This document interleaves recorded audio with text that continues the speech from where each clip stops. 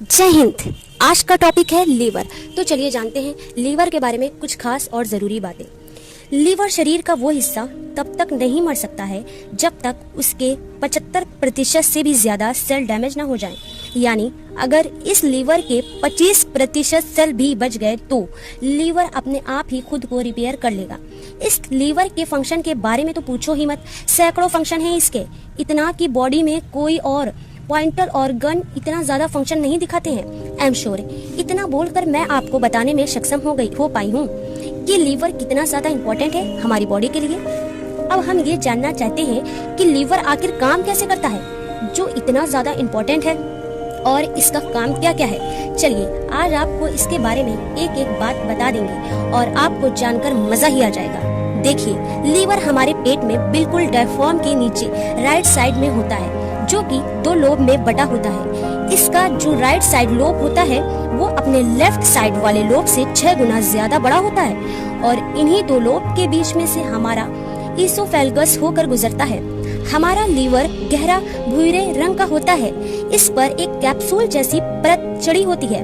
Liver वजन में 1.5 kilo है और इसकी चौड़ाई की बात करें यानी जो राइट साइड से लेफ्ट तरफ लंबाई होती है वो लगभग 15 सेंटीमीटर की होती है।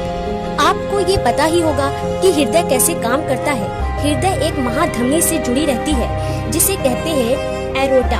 ये बिल्कुल नेशनल हाईवे की तरह होती है जो शरीर में सभी धमनियों से जुड़ा रहता है। यहीं से शरीर के सभी हिस्सों को ब्लड जाता है। इस एरोटा से बहुत बड़ी धमनी जुड़ी रहती है जो स्प्लीन से जाकर जुड़ जाती है।